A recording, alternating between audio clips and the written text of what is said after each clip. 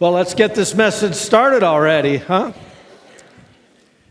We've got some Thanksgiving to do. You know, in our reading today, we see 10 men who were incredibly blessed, given an incredible gift. Luke is the one who recorded it in his gospel, and he tells us some of the details of that miracle, but he doesn't tell us everything that surrounds the event that takes place in our reading today. He doesn't tell us, for instance, what kinds of thoughts and feelings were going through the hearts and the minds of those men as they were walking to the temple. He doesn't tell us what the conversation was like as they were hurrying to present themselves to the chief priest to show that they were clean. He doesn't tell us how their lives were affected afterwards, but he does tell us how one man responded. Tonight, what I'd like to do is kind of take a step back. I'd like you to sit back and relax a little bit, kind of like we're doing a bedtime story. I don't want you to go to sleep. But I'd like to step back some 2,000 years and go back in time. It all happened on a road that ran along a border. And that border separated the Samaritans from the Galileans, separated the detestable from the barely tolerable. It separated the unclean from the clean. And along that road ran a bunch of men. They were in a hurry. They were, for the first time, probably in years for some of them, be able to go into town. You see, these men were banished men. They were branded. They were branded as unclean. Unclean! The cry would go up loudly and with a ring to it as people would come along the road, because these men were the kind of men that nobody wanted to be around. They didn't want them anywhere near. They were unclean. You know what was the worst part about it all? Was that word unclean wasn't ever uttered from the lips of those that had given them that brand or that label. They themselves had to cry out, unclean. They had to keep guard all the time. And when somebody was coming down the nearby path, they would have to shout, unclean, and tell everybody, stay away. We're dirty. We're diseased. We're outcasts. We're unclean. Earlier that day, word had come to them that he was coming. That miracle worker, Jesus.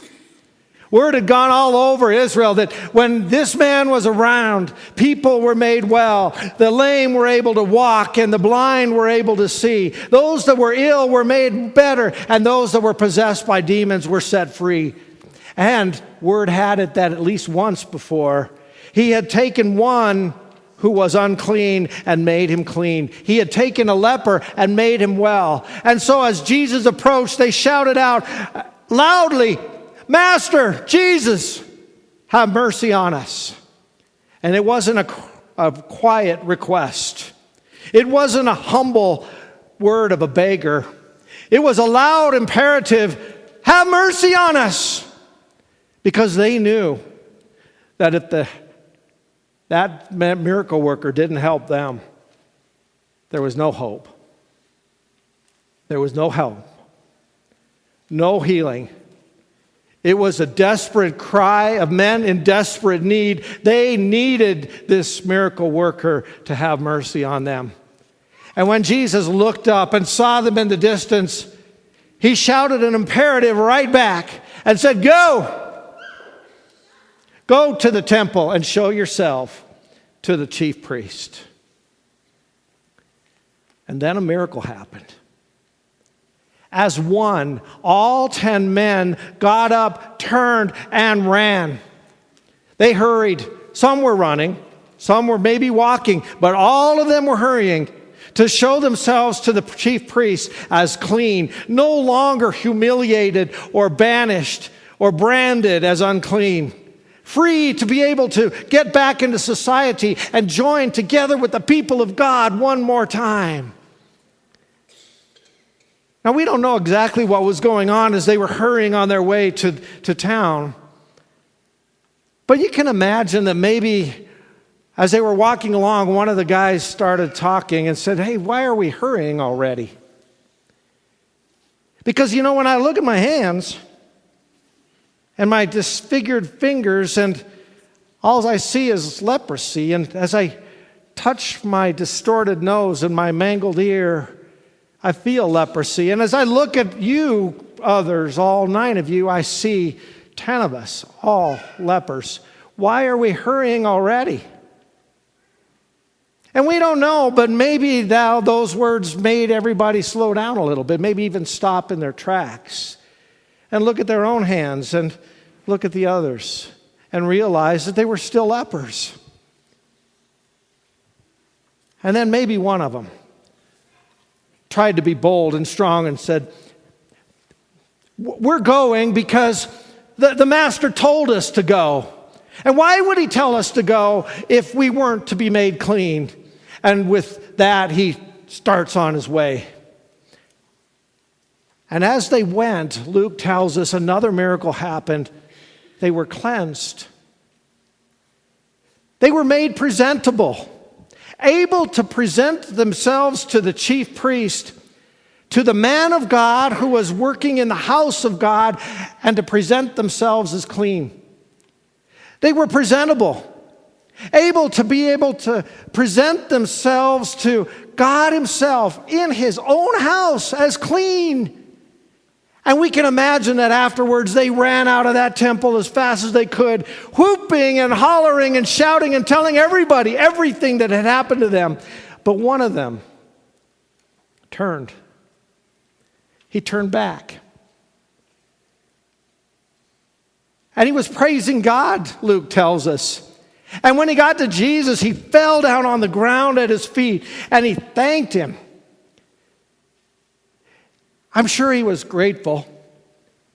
I'm sure that he came back out of gratitude for the gift of healing that he had received. But he didn't come back for that reason alone. He came back because he recognized who it was who had given him this gift. He recognized that giver as God himself. Now, I'm going to be honest with you. Over the years, as I've read this Bible story, oftentimes I kind of left my reading kind of disappointed. Disappointed in those 9 lepers who didn't go back and thank Jesus for the healing that they had experienced. I have to tell you, I was a little bit disgusted with them. Disgusted because I would like to think that I would be like the one who went back. That I would be like the one who gave Jesus thanks, falling at his feet. But this last week as I was reading through this scripture reading, I believe God opened up my eyes to look at those 9 lepers in a different way. I think we can learn something from them. I don't know if you noticed this, but when Jesus told them to go and show themselves to the priest, he didn't heal them right away. He didn't go over to them and touch them and declare them as clean and healthy. He told them to go. And they went. When they left Jesus to go present themselves to the priests, they were still lepers. They were going to present themselves as clean while they were still unclean. Who does that? Who gives thanks for a gift before that gift is given? Because if I'm really honest with myself, I'm like another man that Jesus had met earlier in his ministry. A man who had a son who was sick. In fact, this son was filled with a demon, possessed. And this demon rendered the young man mute. He couldn't speak. And when the demon would seize him, The young man would fall to the ground, rigid, foaming at the mouth, grinding his teeth, the Bible tells us. And the father explained to Jesus that sometimes he would fall into the water or fall into the fire as though the demon was trying to destroy the boy. And the man approached Jesus and he said, "If you can do anything, have mercy on us." Now that's probably a little bit more how I would respond.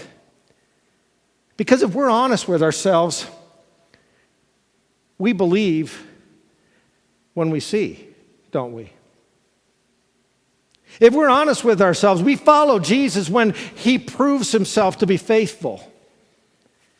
And if we're really honest with ourselves, we realize that we give thanks when we're given the gifts that we want.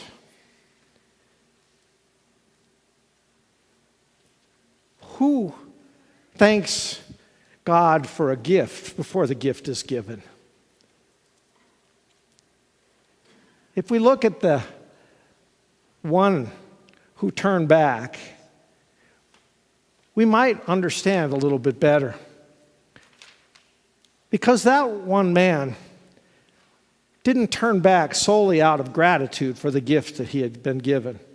It wasn't like he had counted his blessings and then decided it was time to go back.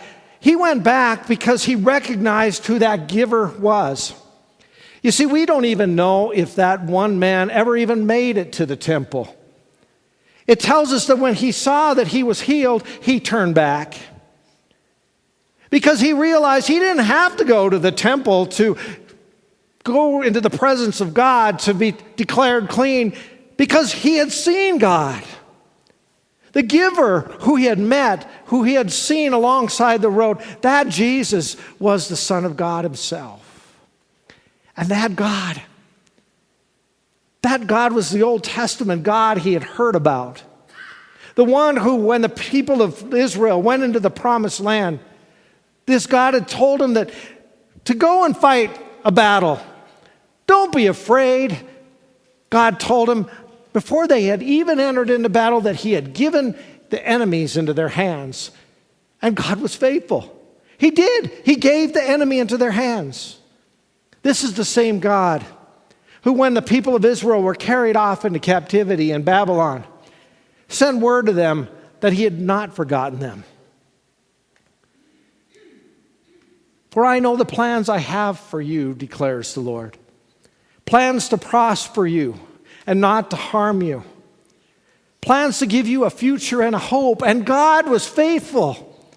When the time was right, he restored the people of Israel and he placed them back in the promised land, just like he had promised. This is the God who comes to us. And he says it over and over again, I will not leave you nor forsake you. Lo, I am with you always to the very end of the age. And God is faithful. We can enter every day giving thanks already, because we know that he's going to walk with us every step of the way. This is the God who humbled himself, allowed himself to be nailed to the cross. And as he suffered on that cross, he cried out loud words, "It is finished." He's faithful. And we can give thanks already because we know that someday we will go to a place that he's already prepared for us. And he's coming back for us. So now what can we learn from these 10 lepers?